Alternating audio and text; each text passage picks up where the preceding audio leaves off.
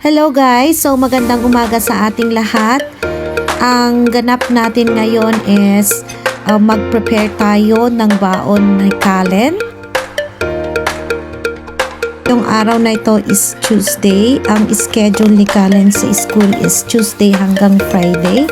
So ganito ang ganap namin tuwing ganitong mga araw. Yan, nag-prepare po ako ng kanyang baon. Ayan, so tapos ko nang na-prepare. Next, papalitan naman natin siya. Tapos na siyang kumain. Hindi ko lang nakuhanan ng video kasi nagmamadali kami. Malayo kasi yung bahay namin sa town. So kung ako yung nagda-drive, 30 minutes to 35 minutes.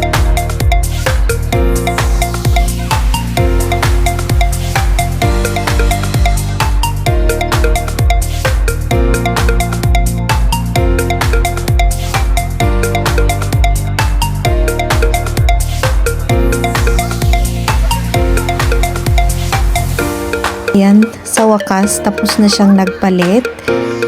So, ready, set, go na kami. Pupunta sa kanyang school. So, ayan.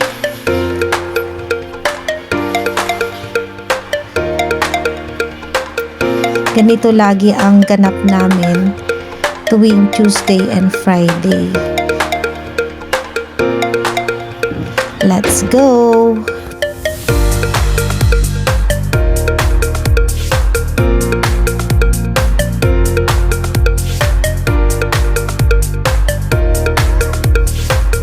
Ngayong araw, imimit natin si Ate Jinky.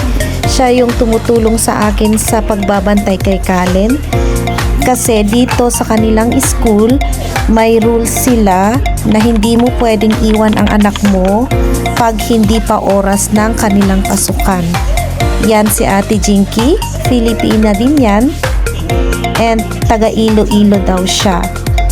So habang naghihintay ng oras, chismis-chismis muna ang peg namin.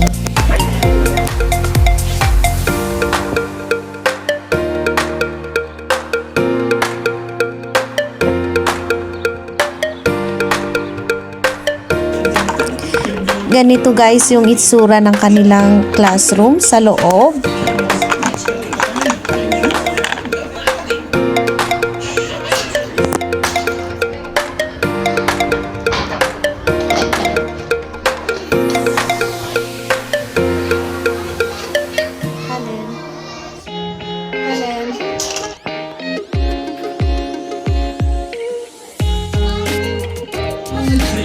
Dito sa school ni Kalen, dalawa lang silang Filipino.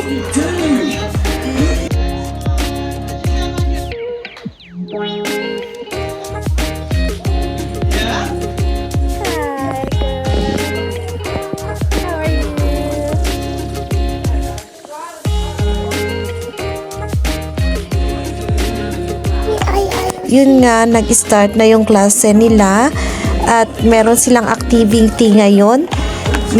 Magvi-visit sila sa ibang school. So yan, yung mga naka-orange, yan yung mga taga Kids First. And yung mga naka-blue, sila naman yung taga St. Mary's.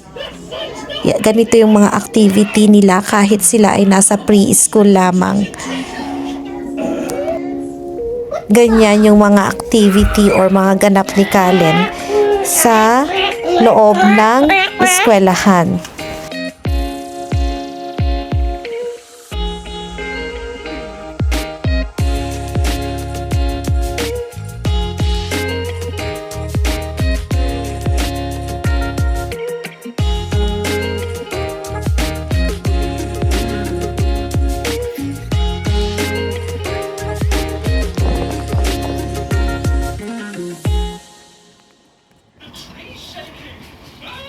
Pagkatapos kong naibilin si Kalen kay Ate Jinky, iniwan ko na sila at ako naman ay pupunta sa aking trabaho.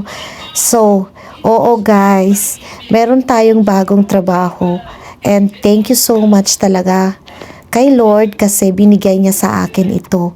And more details of this vlog is sa part 2.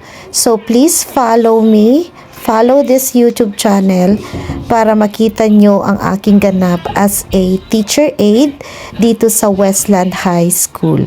And yun lamang. See you on our next vlog. Bye-bye!